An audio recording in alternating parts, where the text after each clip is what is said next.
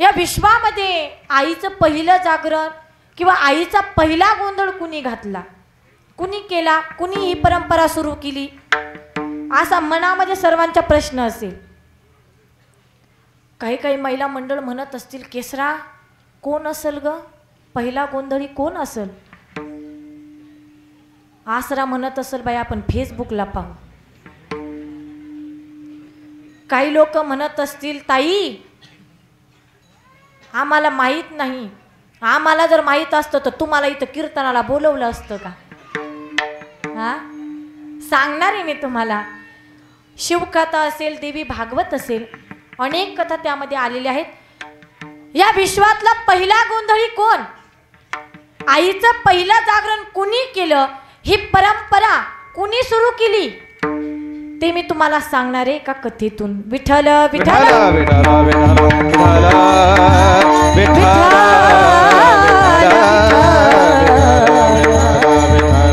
ऐका, कथा फार सुंदर आहे, लक्ष देऊन ऐका. ब्रह्मदेवांचे मानस पुत्र नारदजी आणि दुसरे दक्ष महाराज.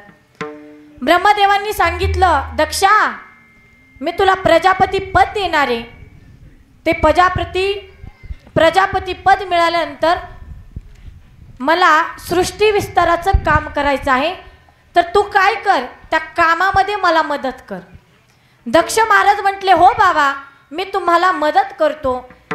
मग दक्ष महाराजांनी काय केलं, 10,000 पुत्र निर्माण केले. 10,000 पुत्र निर्माण केले आणि सांगितलं, बाळांनो हिमालयाच्या पहाडामध्ये जा, त्या ठिकाणी तपश्चर्या करा आणि जेव्हा वापस येताल तेव्हा मी तुमचं शुभमंगल सावधान तुमचं लग्न लावून देतो, जेणेकरून तुम्ही चतुर्भुज व्हाल. आणि ते झाल्यानंतर तुम्ही मला माझ्या सृष्टी विस्ताराच्या कामामध्ये मदत करा. त्या पोरांनाही वडिलांचं ते वाक्य पटलं, म्हणून सगळी ती लेकरं 10,000 पुत्र हिमालयाच्या पहाडामध्ये गेले आणि त्या ठिकाणी तप करू लागले, तपश्चर्या करू लागले. तप पूर्ण झालं, अगदी तप करून त्यांच्या चेहऱ्यावर तेज निर्माण झाले. तप करून ते माघारी फिरले. कुठं? वडिलांच्या भवनामध्ये. माघारी गावी फिरले. जात असताना किंवा येत असताना मध्येच त्यांना शेंडी हलवून चिपळ्या वाजवणारे महात्मे भेटले. जे शेंडी हलवून चिपळ्या वाजवून भजन करतात, महात्म्यांचं नाव काय? नारद मुनी. काही काही लोक त्यांना उगाचच कळीचे नारद म्हणतात, पण एक सांगू का, आमच्या नारद बाबाच्या कळीनं जगाचं कल्याणच होते, वाटुळं कुणाचं होत नाही. नारद बाबा आले, चिपळी वाजवली, विनेचा झंकार दिला आणि नारायण नारायण असे शब्द बाहेर पडले आणि विचारलं, रुक जाओ बच्चों, कहां से आए हो, किधर जा रहे हो, किसके पुत्र हो आप? सांगितलं, महात्मा हम दक्ष प्रजापति के पुत्र हैं और हम हमारे भवन जा रहे हैं. आम्ही आमच्या गावी चाललो. कुठे गेला होतात? म्हणजे तप करण्यासाठी. तर तप करून आम्ही माघारी चाललो. गेल्यानंतर आमचे वडील आमचं लग्न लावणार आहेत. लग्न झाल्यानंतर आम्हाला आमच्या वडिलांच्या कामामध्ये मदत करायची आहे. नारद बाबाच्या कपाळावर 8च गोळा झाला. नारद बाबा म्हणले, तप केलंय आणि तप करून आता लग्न करायचंय.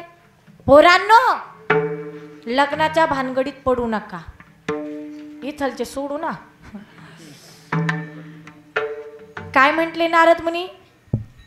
लग्नाच्या भानगडीत पडू नका. विचारलं, महात्मा कोण आहात तुम्ही, कुठून आलात? काय आम्हाला तुमचा परिचय नाही आणि आम्हाला सांगतात लग्नाच्या भानगडीत पडू नका. कोण आहात तुम्ही? नारद मुनी म्हटले, लक्ष देऊ नाही का काय म्हटले? नारदजी म्हणतात, मी तुमचा अंकल आहे. काय म्हणतात? मी तुमचा अंकल आहे. अंकल म्हणजे वडिलांचा भाऊ. मी हभ असल्यामुळे जास्त कुणाशी माझा संपर्क नाही. माझं जास्त फिरणं असतं आणि फिरत असताना मी सगळ्यांचं कल्याणच करतोय. जी लोक वाईट मार्गाने चालली त्यांना सरळ रस्त्यावर आणण्याचं काम मी करतो. अखंड नामस्मरण करत मी फिरत असतो, म्हणून तुमचा आणि माझा जास्त परिचय नाही. सांगितलं पोरांनो, संसाराच्या मायाजाळामध्ये पडू नका, कारण हा दुःखानं भरकटलेला आहे. दुःख बांधवडी आहे हा संसार, सुखाचा विचार हा दुःखानं भरकटलेला आहे, म्हणून तुम्ही या भानगडीत पडू नका. त्या पोरांना सुद्धा नारदजींचं वाक्य पटलं. जसे आले तसे अर्ध्या रस्त्यातून ते पुन्हा तप करण्यासाठी निघून गेले. दक्ष महाराजांना कळालं की नारद मुनींनी त्यांना उपदेश केला, म्हणून पुन्हा 10,000 पुत्रांना निर्माण केलं आणि पुन्हा त्या 10,000 पुत्रांना सांगितलं, तुम्ही हिमालयाच्या पहाडामध्ये जा, तिथे तप करा. तप करून जेव्हा वापस याल तेव्हा मी तुमचं लग्न लावेल. लग्न झाल्यानंतर तुम्ही मला सृष्टी विस्ताराच्या कामामध्ये मदत करा. पुन्हा ती 10,000 पुत्र हिमालयाच्या पहाडामध्ये जातात, तप करतात. तप करून माघारी येतात. पुन्हा हे शिंडीवाले बाबामध्येच भेटतात. हातामध्ये चिपळी, विनेचा झंकार दिला आणि भजन गात त्या ठिकाणी आली. नारायण श्रीमन्नारायण, नारायण नारायण नारायण नारायण. जय हो.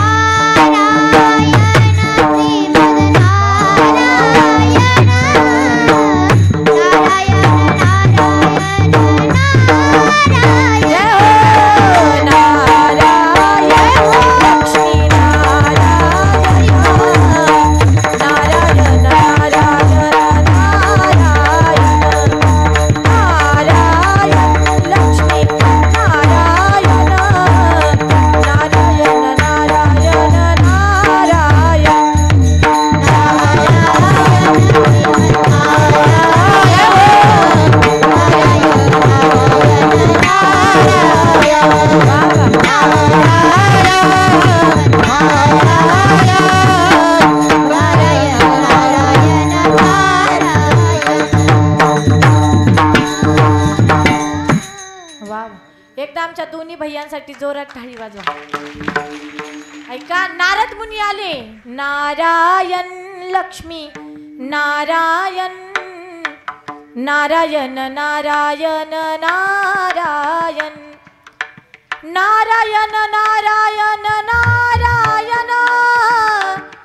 नारायण, नारायण नारायण नारायण, नारायण श्रीमन नारायण, नारायण नारायण नारायण, नारायण नारायण करत पुन्हा नारद मुनी येतात आणि विचारतात, रुक जाओ बच्चों, कहां से आए हो, किसके पुत्र हो आप? सांगतात, हम दक्ष प्रजापती के पुत्र है. आम्ही हिमालयातून तप करून आलोत आणि आता आम्ही आमच्या कनखल या क्षेत्रावर चाललोत.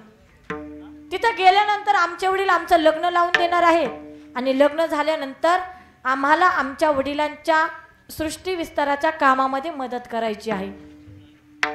नारद मुनी म्हणतात, बाळांनो, लग्न, अरे संसाराच्या मायाजाळामध्ये तुम्ही अडकू नका. त्यांनाही तसाच उपदेश देतात की अगोदर ज्या 10 पुत्रांना दिला तसा. सांगतात, संसार हा दुःखानं भरकटलेला आहे, यामध्ये कुणाचं चांगलं होणार नाही, सगळ्यांचं वाईट होईल.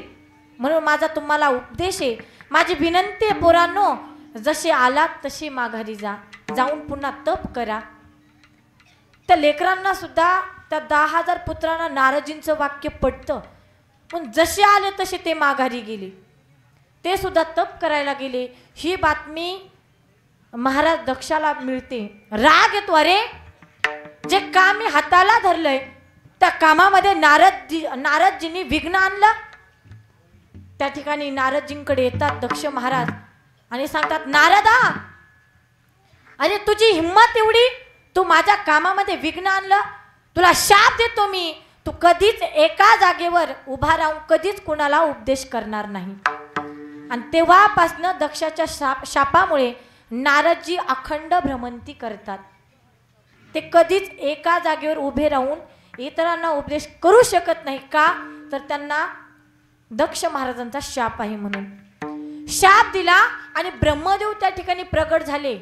सांगितलं, नारदा, अरे काय केलं हेस तू? संतांना तू शाप दिला? बाबा, या नारदानं माझ्या कामामध्ये विघ्न आणलंय.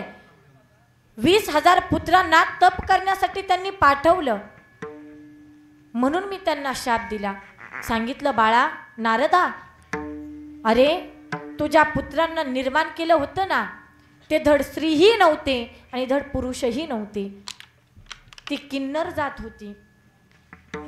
उलट संतांनी तुझ्या जीवनामध्ये येऊन तुला या विनाशापासून वाचवलंय. तुझ्या हातनं जे पाप होणार होतं त्या पापातून तुला वाचवलंय. ज्यांनी वाचवलं तू त्यांना शाप दिला.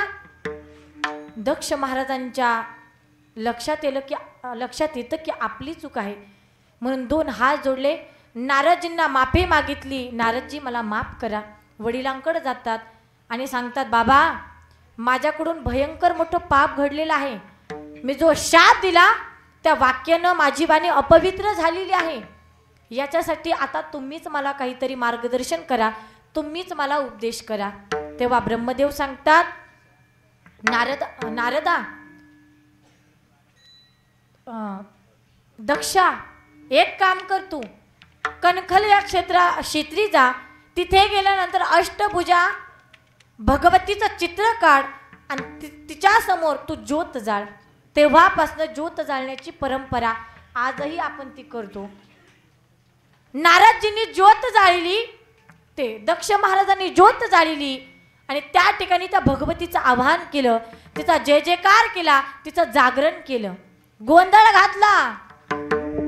आई भवानी तुझ्या कृपेने तारीस भक्ताला, आई भवानी तुझ्या कृपेने तारीस भक्ताला, अगाध महिमा तुझी माऊली वारी संकटाला, अगाध महिमा तुझी माऊली वारी संकटाला.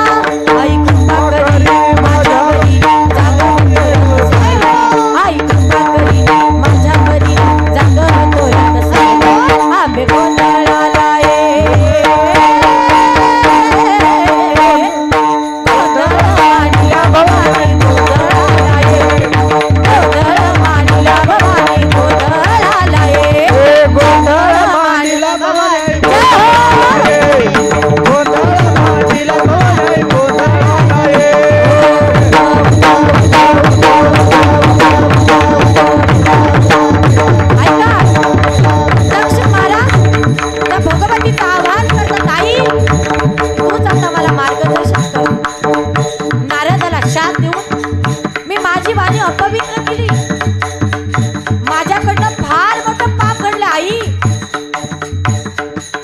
मार्गदर्शन कर. जे पाप मी केलंय त्या पापातून मला मुक्त कर. आवाहन करतात, गोंधळ घालतात. सत्वर पावगे मला भवानी रोडगा बाई तुला, सत्वर पावगे मला भवानी रोडगा बाई तुला, सत्वर पावगे रोडगा बाई सत्वर पावगे मला भवानी रोडगा बाई तुला, रोडगा बाई तुला भवानी रोडगा बाई तुला, रोडगा बाई तुला.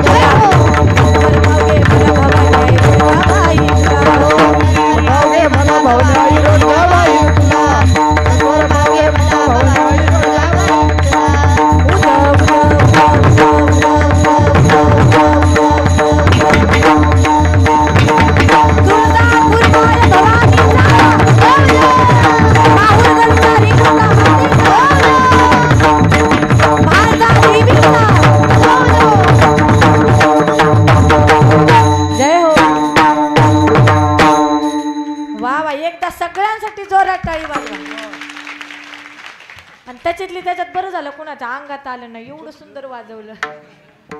नाही तर अंगात आल्याचा कार्यक्रम तर आपल्याला माहिती. एकदा अंबाबाई आली तर लवकर जात नाही अंगातून. म्हणून दक्ष महाराजांनी त्या ठिकाणी देवीचं आवाहन केलं. 9 दिवस तिची उपासना केली. ती भगवतीचं आवाहन केलं, जागरण केलं.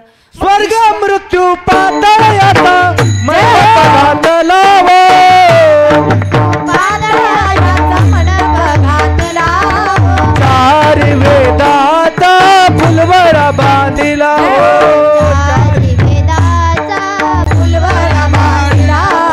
सहस्र पुराणे आठवादती तुझा गोंधळ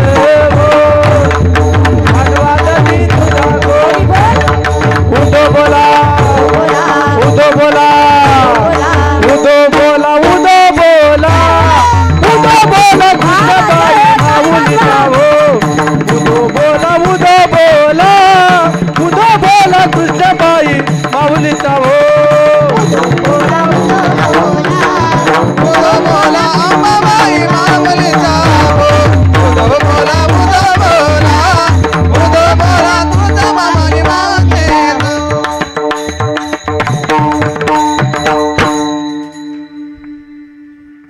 नाथबाबा सुद्धा गोंधळ घालतात हो.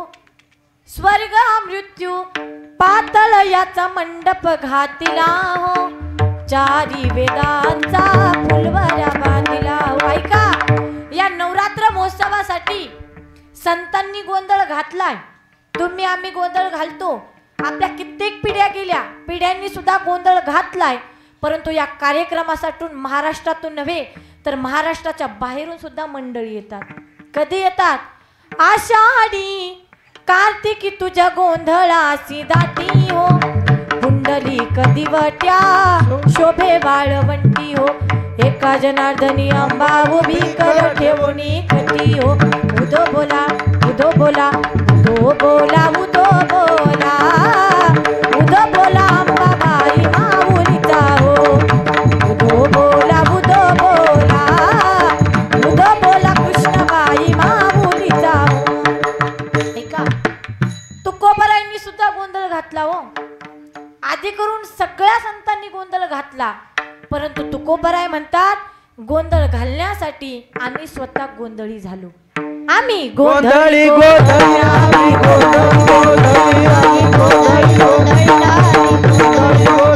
संत गोपाळाचे मेली गोपाळाचे मेली संत गोपाळाचे मेली गोपाळाचे गोंधळी आम्ही गोंधळी गोंधळी आम्ही गोंधळी